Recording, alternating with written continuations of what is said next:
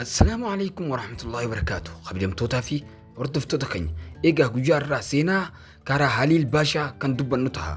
Inni nama seenaa Dawlaa Usmaaniyaa keessatti baay'ee gahee guddaa qabuu fi akkasuma garuu fiilima keessatti yeroo iskiriinii isaaf malu argachaa kan hin jirredha. Haa ta'u malee Orhaan Bey booda nama Usmaaniyaa baay'ee barbaachisaa ta'edha. Eeyyee waa'ee karaa Haliil ni dubbanna. Yeroo hunda Orhaan Bey cinatti agarsiifamus taateewwan seenaa qabatamaa jireenya isaa keessatti raawwataman hin agarsiifaman. jalqabee irratti ilmi karaa Haliil ni seene jedhamee ololli tokko guddaan uumameeti jira. Garuu erga Filaaviyoos dhufe booda mata dureen sun ni cufame.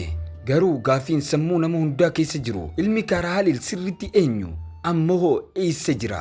Daawwattoota seenaa yoo ilaalle karaa Haliil ilmaan dhiiraa lama qofa qaba ture.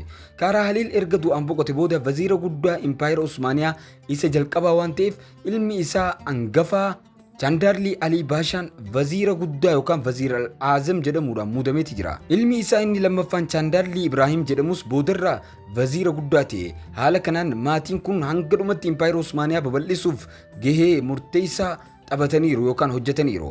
Waziira guddaa Haliil Baashaan kan Mahammad Fatiilar keessatti gartan ilma isaa ture jechuudha. Achi keessa kan jiru sun.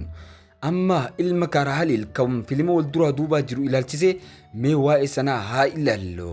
daawwattoota jalqaba Filaaviyoos ilma karaa Haliil akka ta'e oduun himamaa ture. Yeroo sanatti kun soba ta'uu ibsine ture. Taasuma hiika hin qabu ture. Sana booda hiriyyaan bulchaa Saaros ilma isaa akka ta'e tilmaameera. Garuu inni sun fiilima keessatti agarsiisamuu ni bade. Kana hunda booda nam fakkii tokko qofaatu hafe. Ilma karaa Haliil ta'uu isaa parsantaa 95 mirkanaa'uu dandeenya. Sun nama iccitii fi hiriyyaa Filaaviyoos isa dhugaa kan ta'e kana. Yeroo ammaa kana fiilima wal duraa duubaa kana irratti hin argamne. Garuu yeroo dhiyootti fiilima wal duraa duubaa kana keessatti deebi'ee mul'achuudhaaf ni jira. Guyyoota dhufan keessatti mata dureen ilma karaa Haliil ammas mata duree guddaa ta'e ho'ifamuuf ta'a. Daawwattoota ilmi karaa Haliil eenyu jettaniiti yaaddu? Koomentii jalatti nuuf deebisuu hin dagatina. Akkasuma viidiyoo keenya kana laayik sheer godhuu hin dagatina isin jenna. Haga viidiyoo biraatiin walitti dachaanutti nagaan nuuf turaa isin jenna.